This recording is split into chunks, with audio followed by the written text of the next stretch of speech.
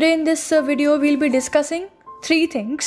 First, what are the aims and objectives of United Nations? What are the purpose of United Nations and what are the principles of United Nations organization? ठीक है, in the previous videos up till now we have discussed that what is the meaning of international organization, what is the law of international organization, the history of World War First, World War II, League of Nations.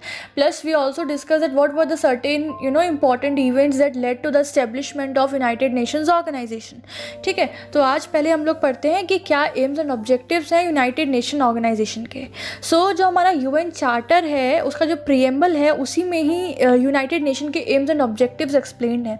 तो पहला आपका question ये है इस video का कि what was the date when the charter was signed by the signatories और by the member states. ठीक है, क्या डेट था जिस दिन यूएन का चार्टर साइन किया गया था.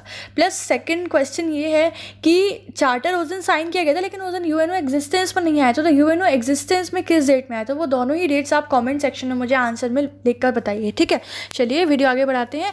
तो अभी प्रीएम्बल के अकॉर्डिंग क्या एम्स एंड ऑब्जेक्टिव्स हैं.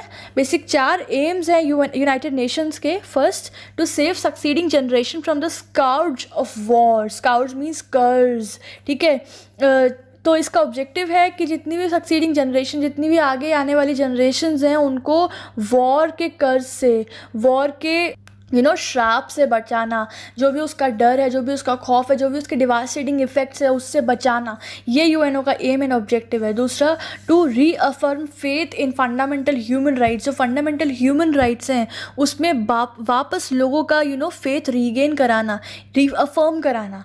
Third, to establish justice and respect for international obligations. जितनी भी इंटरनेशनल ऑब्लिगेशंस है, जितने भी लोगों के इंटरनेशनल कर्तव्य हैं, ग्रैटिट्यूड हैं, ठीक है, वो स्टैब्लिश कराना, to establish justice and respect for international obligations.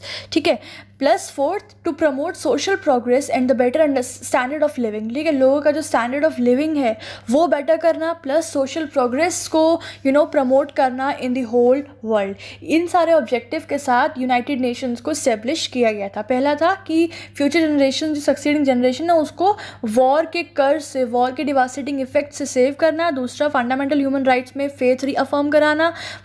Third, justice को इस्टेब्लिश करना और साथ साथ इंटरनेशनल ऑब्लिगेशंस के टुवर्ड्स रिस्पेक्ट क्रिएट करना, इस्टेब्लिश करना. In the last, to promote social progress and the better standards of living. ठीक है. The preamble also affirms that in order to achieve these objectives, people of United Nations are determined. ठीक है, ज़रूरी है कि इन objectives को achieve करने के लिए जितने भी यूनाइटेड नेशंस के पीपल हैं, जो भी उसके मेंबर्स हैं, वो इन सब चीज़ों के टुवर्ड्स डिटरमाइंड हो. क्या क्या है? 5 चीज़ें हैं. पहला, टू प्रैक्टिस टॉलरेंस. उनके अंदर इतनी कैपेसिटी होनी चाहिए, वो सहनशीलता, सहनशील होने चाहिए अपने अंदर से. Plus, to live in peace as good behaviour. ठीक है, वो टू पीस में रहना सीखें, पीस में रहना जानते हो, पीस में रहते हो, वो एज अ गुड बिहेवियर, वो उनके बिहेवियर का पार्ट हो. Third, to unite to maintain peace and security. आपस में मिलजुल कर रहना ताकि पीस एंड सिक्योरिटी मेंटेन की जा सके. Then, to ensure that arm force shall not be use except in the common interest. ठीक है, ये इंश्योर करना सारे मेम्बर्स के थ्रू कि जो भी आर्म फोर्सेज हैं वो कॉमन इंटरेस्ट के अलावा किसी भी और सर्कमस्टांसिस में यूज़ ना की जाए. Plus fourth, last, to employ international machinery for social and economic betterment of all the people. और जितनी भी इंटरनेशनल मशीनरी है उसको असाइन सिर्फ और सिर्फ social and economic betterment of the whole world और ऑफ ऑल द पीपल के लिए ही असाइन की जाए, एम्प्लॉय की जाए, जितनी भी इंटरनेशनल मशीनरी है. तो जो हमने ऊपर 4 ऑब्जेक्टिव्स पढ़े थे उनको अचीव करने के लिए ज़रूरी है कि जितने भी मेंबर्स ऑफ यूनाइटेड नेशंस हैं वो टॉलरेंट हों. ठीक है, they use to live in peace, they unite, they should be united to maintain peace and security, and they should ensure that the armed force shall not be used except in the common interest, and to employ the international machinery for social and economic betterment of all the people. ठीक है, ये हो गया हमारा AIIMS and objectives. अब next है हमारे पास, what is the purpose of united nation, मतलब यूनाइटेड नेशन जिस चीज़ के लिए इस्टेब्लिश हुआ है उसका क्या पर्पस है। तो आर्टिकल 1 जो है हमारा यूनाइटेड नेशन का चार्टर, उसमें ये 4 पर्पस बताए हैं क्या है यूनाइटेड नेशंस के। पहला है to maintain international peace and security, international peace और सिक्योरिटी को मेंटेन करने के लिए यूनाइटेड नेशंस बनाया गया है। The international problems were to be solved by peaceful means under the norms provided in the international law and the principles of justice. वही चीज़ है कि जितने भी इंटरनेशनल लेवल के जो भी प्रॉब्लम्स हैं उनको सॉल्व करना है पीसफुल तरीके से, ठीक है, और जो भी नॉर्म्स एंड रेगुलेशंस हैं इंटरनेशनल लॉ के उसके ही अकॉर्डेंस में, ठीक है, plus according to the principles of justice. Second, to develop friendly relations among the nations, जितने भी नेशंस हैं उनके साथ फ्रेंडली और हेल्दी रिलेशंस डेवलप करना। Friendly relations among the nations should be prosper on the basis of respect for the norms of equal rights and equality in self determination of people.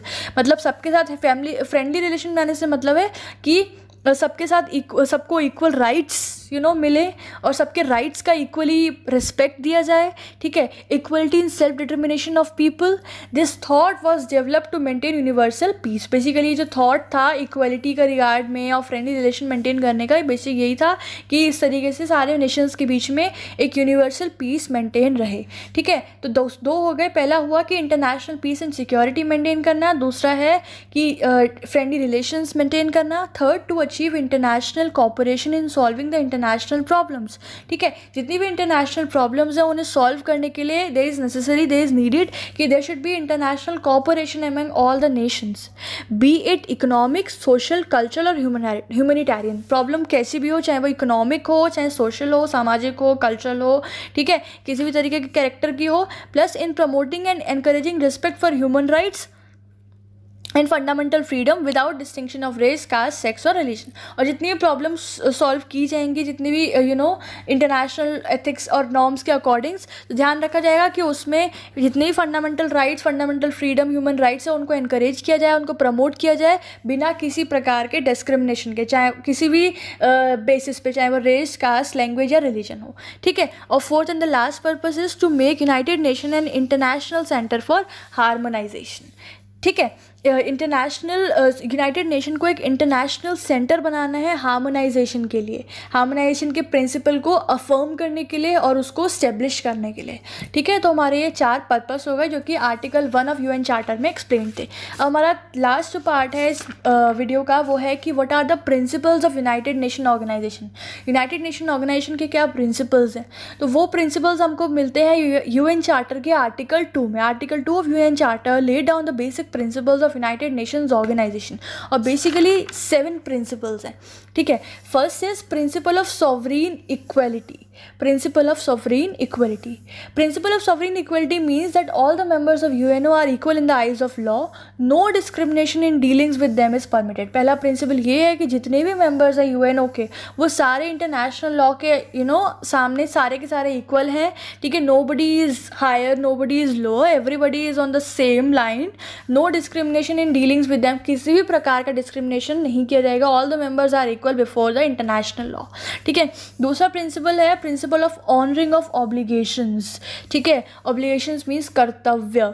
Being the member of UNO they enjoy certain rights and benefits, members are required to fulfil in good faith the obligations assured by them in accordance with the charter of UNO. देखो, being the member of UNO, UNO के member होने के नाते कई सारे rights and benefits हैं जो वो मेंबर्स एंजॉय करते हैं। तो मेंबर्स का भी ये रिक्वायर्ड ड्यूटी है कि वो गुड फेथ में जितनी भी ऑब्लिगेशंस हैं उनके यूएनओ के रिगार्ड में उन सबको वो फुलफिल करें, उनको वो गुड फेथ में परफॉर्म करें, ठीक है। थर्ड प्रिंसिपल है all nations shall settle their disputes through the principle of peaceful settlement. जितने भी नेशंस हैं उनके जो भी डिस्प्यूट्स हैं वो सारे डिस्प्यूट्स को पीसफुल सेटलमेंट से सॉल्व करें, ठीक है, शांति के साथ उसको सेटल करें, किसी भी तरह के फोर्स का इस्तेमाल ना करें।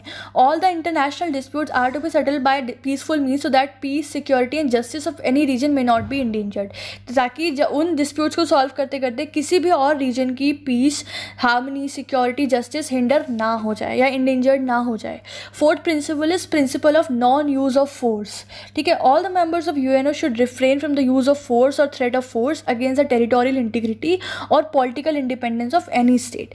कि क्या नाम है, किसी भी अगर आप कोई भी डिस्प्यूट को सेटल कर रहे हो या कोई भी चीज़ को आप वर्कआउट कर रहे हो तो ध्यान में रखना है कि किसी भी प्रकार के फोर्स का इस्तेमाल नहीं करना है, किसी भी तरह के लोगों को परेशान करने का, डराने का फोर्स का इस्तेमाल नहीं करना है अगेंस्ट द टेरिटोरियल इंटीग्रिटी और the political independence of any state. किसी भी राज्य की अखंडता, किसी भी राज्य की एकता को खंडित करने के लिए किसी फोर्स का इस्तेमाल नहीं करना है। Fifth is principle of assistance to UNO. It is essential duty of every member of UNO to give it the support and assistance. हर जितने भी मेंबर्स हैं यूएनओ के, उन सबकी ड्यूटी है कि वो यूएनओ को सपोर्ट करें, यूएनओ को असिस्ट करें। The principle also states that the members shall refrain from giving assistance to any state which is not following UNO charter. और इसके साथ साथ ये प्रिंसिपल ये भी कहता है कि जितने भी मेंबर्स हैं यूएनओ के, वो सब they should stop giving assistance to any such state जो कि यूएनओ के चार्टर को फॉलो नहीं कर रहा है। ठीक है, ये हो गया हमारा principle of assistance to UNO. Sixth is principle for non member states. Non member states, the states which are not the members of UN shall act in accordance with the principle of UN for maintaining international peace and security. ये principle कहता है कि जो states members नहीं भी हैं अगर UN के, तो भी उनका ये ऑब्लिगेशन है, उनका ये ड्यूटी है कि वो यूएन के प्रिंसिपल्स के अकॉर्डेंस में वर्क करें। ठीक है, for maintaining the international peace and security. And the last principle is principle of non interference in domestic affairs of state. Principle of non interference in domestic affairs of the state. UN shall not intervene in the matters which are essentially within the domestic jurisdiction of any state. ठीक है, UN का ये responsibility है United nation organisation का कि वो किसी भी स्टेट के डोमेस्टिक मैटर में जो कि उसका डोमेस्टिक जुरिस्डिक्शन का पार्ट है उसमें वो इंटरवीन ना करे, उसमें वो दखल अंदाजी ना दे अपनी, और to compel any member to submit such matter settlement. और किसी और स्टेट को भी ऐसा ना बोले कि उसमें जाके सेटलमेंट वगैरह प्रोवाइड करे, नहीं। अगर वो डोमेस्टिक जुरिस्डिक्शन का पार्ट है तो उसमें UN has no right, has no part to interfere in that. ठीक है, तो ये हमारे 7 प्रिंसिपल थे। पहला था कि इक्वलिटी होनी चाहिए, every state is equal before international law. दूसरा, सारे मेंबर्स की ऑब्लिगेशन है कि वो जितने भी प्रिंसिपल्स हैं उनको फॉलो करें। ठीक है, थर्ड है कि जितने भी डिस्प्यूट सेटल किए जाएंगे वो पीसफुल सेटलमेंट के साथ के प्रिंसिपल के साथ किए जाएंगे। Fourth, non use of force. Fifth, assistance to UNO. Sixth, principle for non member states. And seventh, non interference in the domestic affairs of the state. Conclude, if all the above rules are faithfully followed by all the members of UNO then there will be no doubt at all that this path will lead to the world peace. और यहाँ हम अंत में कहते हैं कि अगर ये सारे के सारे प्रिंसिपल्स को फेथफुली सारे मेंबर्स अगर यूएनओ के फॉलो करते हैं, देन इस बात को कहने में कोई डाउट नहीं है कि all this path will lead to the world peace. और अगर हम इन सारे प्रिंसिपल्स को फॉलो करते हैं तो हम डेफिनेटली एक दिन वर्ल्ड पीस को लीड करेंगे। पूरे देश, पूरे के पूरे संसार में शांति होगी और हार्मनी होगी। There will be never arise any sort of situation of war.